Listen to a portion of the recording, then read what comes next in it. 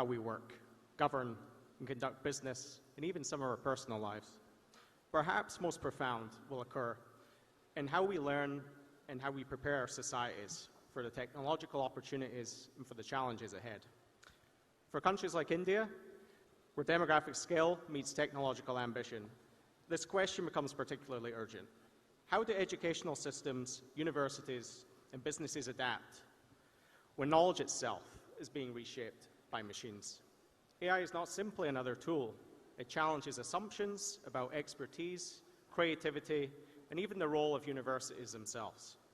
We're fortunate to have an exceptional panel representing perspectives from global academic, business, and international policy communities. And I'm looking forward to a wide-ranging discussion how institutions and individuals should adapt for the future. I'll begin the conversation with a very broad question. I'll let our panel members jump in, and then we'll have an engaging discussion. First, I just want to ask, how do you think AI will change the way that people learn and develop their expertise for the next decade? And will universities continue to remain the central institution for educational development? I can go to, I guess I can ask if you take a first answer. Thank you so much. Thank you so much for having us. It's a great honor to be on the education panel, not least because I also brought 3 students from the US here, so I hope they're listening.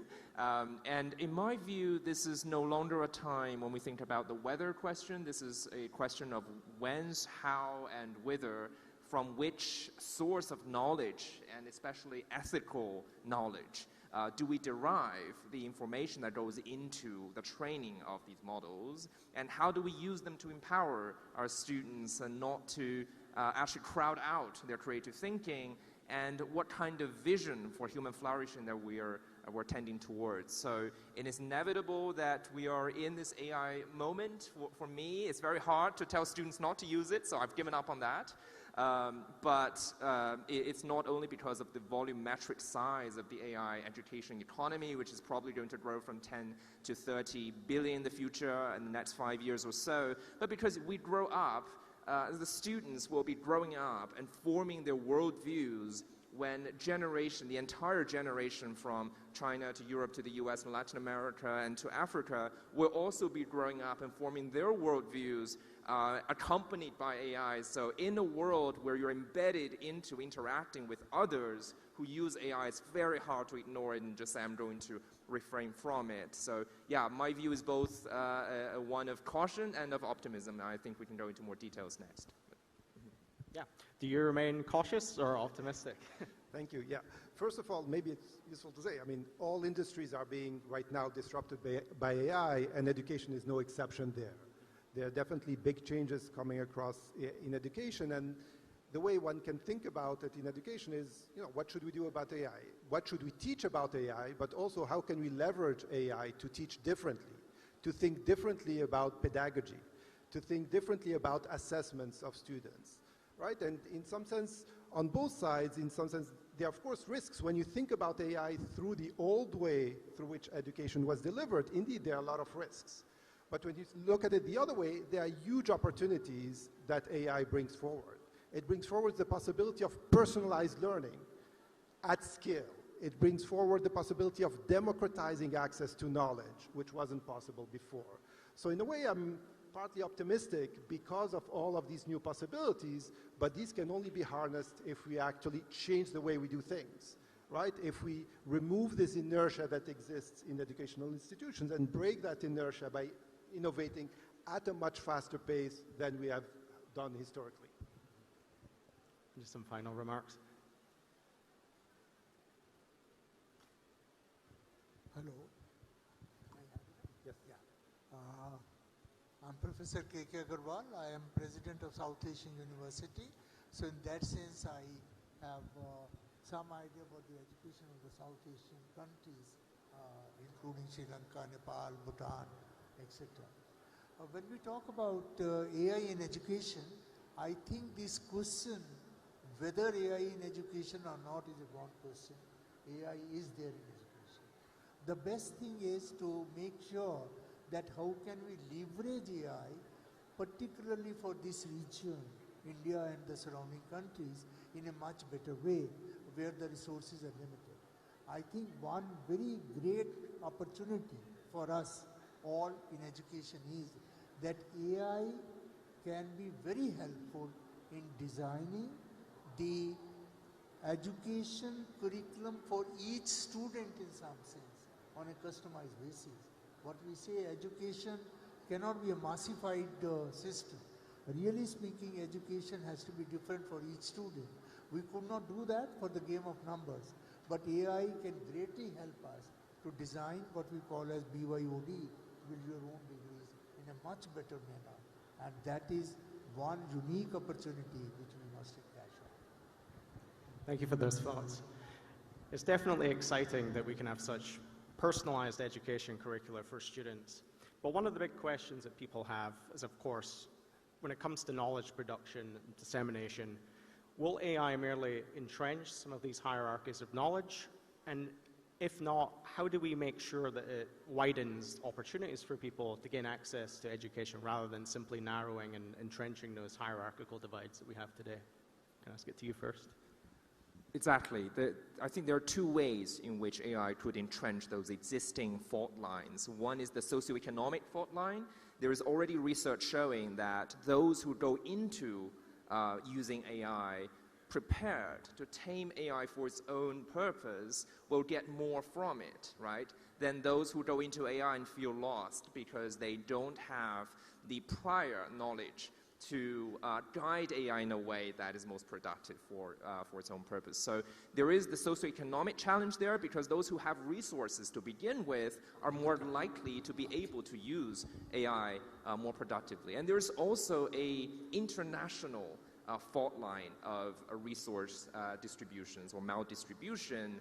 As we know, the main large language models, the most popular interfaces are developed not concentrated in one nation, but at least in several nations that are leading powers in AI. So whose values, whose ideas, whose worldviews go into the training of the AI is another matter. So faced with the socioeconomic challenge of inequality and faced with the international challenge of inequality, the question is, how do you develop AI in a more democratized way and diffuse it and decentralize it in a way that allows for experiments across conditions and contexts at the same time so that there is more agency to the students and to their families and their communities to compare and compete. So I think it comes down to a question of whether we can have a competitive and contested a world of AI with alternatives, or are we stuck with a few major providers whose ideas will then subtly or increasingly visibly take over the space for free thinking? Thank you. What kind of policy options could we make to democratize that access to knowledge through AI? So, I think already there are many available solutions out there at different price points, right? So there's already, like, the open source movement has been very powerful to provide access, actually. And in some sense, certain countries have during that direction, which has been, I think, good in terms of democratizing access. Now, I think there's a question of also, the risk coming back of democratizing too much access. How do you train students to think critically when you have access to something that have a correct answer 99.5% of the time? That's very difficult. But in some sense, that's where, we shouldn't think about education just as a way to, get skills. There are the skills, but it's also personal development. Right? And I think that part will continue to be there in the long run. The other part that I want to highlight is that, education has always been about developing critical thinking. That's not going away either. If anything, that's going to be the most important skill going forward, given the access to LLMs and all kinds of tools that are available. So I'm fairly, again, positive about these future developments. I don't know the infrastructure is already to be able to leverage this democratization. There's particular policies at this stage. Yeah, still too early stage. And to yourself, if you could respond to this as well on the question of hierarchy and creating greater access to education using AI. Yeah. When you talk about education in the world of AI, which is there today, I think we should be definitely looking at the positive sides, and one of the strong attributes which I feel AI which is teaching to all youngsters is when we say prompt engineering, asking questions. Now, so far our students were used to be perfect in answering. Now I think they have to be more perfect in questioning. So that's a very paradigm shift which is coming in education because of AI. And if we emphasize that, that will be better in life in other aspects also. That is art of asking proper right questions, which has become much more important because of artificial intelligence. And secondly, I would like to say artificial intelligence should always be seen as augmented intelligence. I mean, it's not a substitution of human intelligence. Intelligence will have to be with the people to a great extent, but this is a great tool for augmenting our efforts, should be taken note of. And in that perspective, I see a very high, great role of AI being played in the near future. Thank you for that. And you've mentioned in your classrooms a lot of students are already using AI, and often professors have this struggle between encouraging its use and relying on traditional writing skills.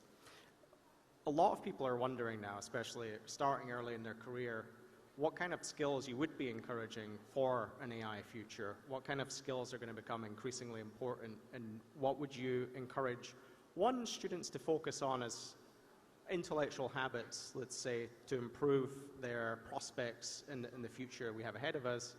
And is there anything in the current university structure that you think is now increasingly outdated and that may actually be out of step with AI? Yes, this is a great challenge for the faculties, right? We have three choices: ban AI in the syllabus and knowing that your students are going to ignore that clause, or say that I'm going to find out if you used AI, which is, sometimes the case, sometimes not the case.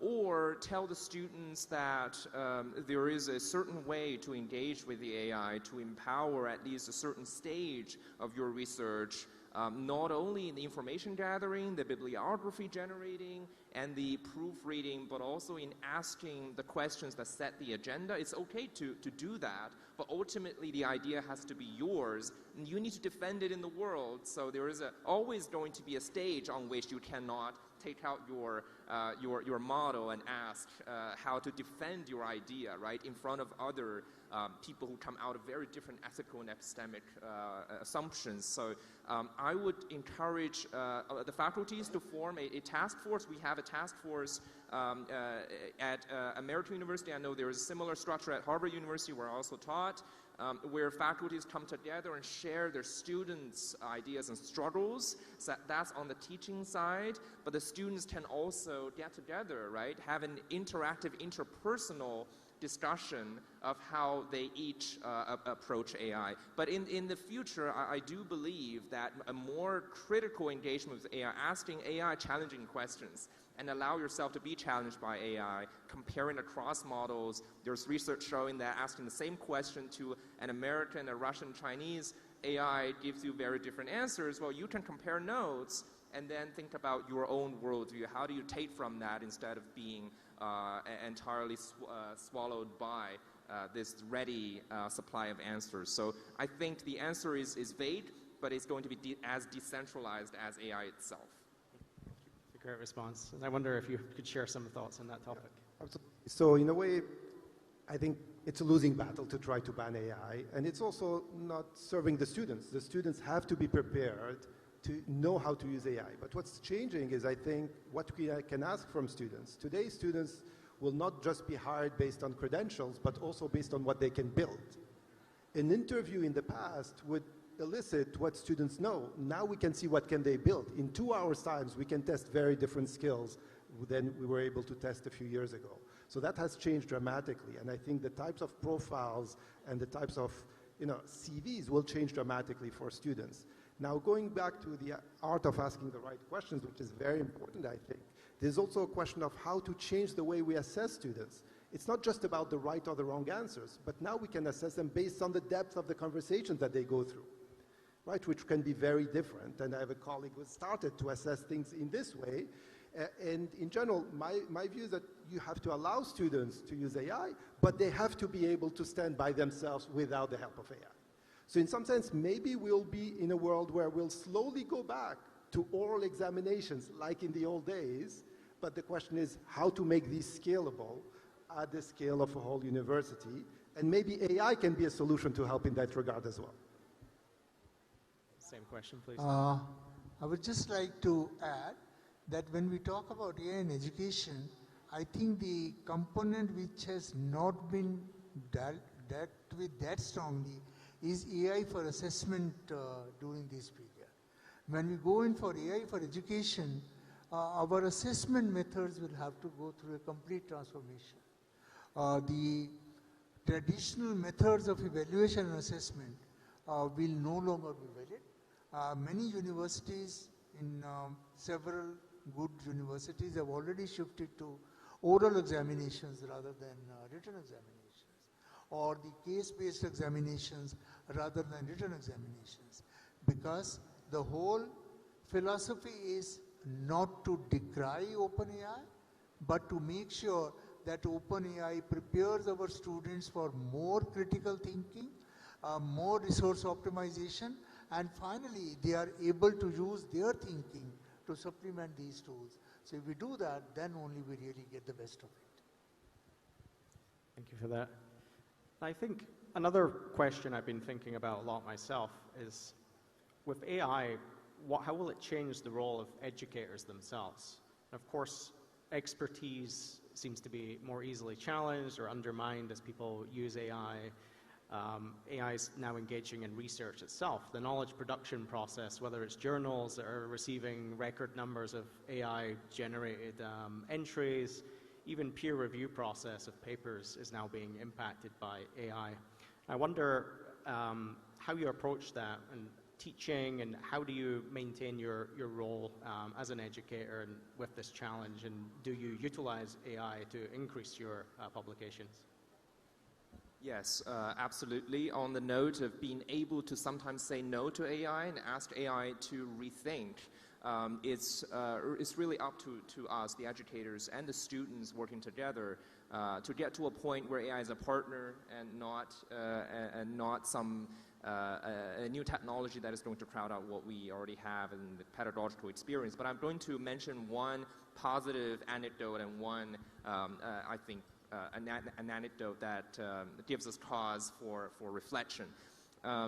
We have the Honorable MP from New Zealand here, and I'll just mention that in my course taught at the American University in the School of International Service, I asked students to compare the English and the Maori version of the Treaty of Waitangi to pick out how concepts such as sovereignty are translated and how meanings are lost in translation, and how we can learn from that rich intercultural encounter in the past. The students are able to do that with AI because I'm not going to be able to provide a special course on Maori so that students can do the international intercultural thinking afterwards. But now they're able to use AI for that purpose. But there was another moment when I asked AI to repeat a section of the Rig Veda. Here we're in India.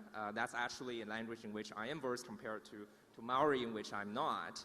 I asked it to repeat 50 times. So ChatGPT refuses to do that because it says this is not conducive to creative and democratic learning by American standards of, you always have to ask Socratic questions and not to repeat. There is an AI bias against repetition that it considers to be a kind of, East and South Asian mode of learning. I told AI, no, sometimes we do repeat because it is a sacred verse or because it's something that by repeating we can gain new understandings from, but ChatGPT continues to refuse to do that, but a few other models do, right? So I think it is an interesting fact that AI has its own built-in assumption of what is good learning.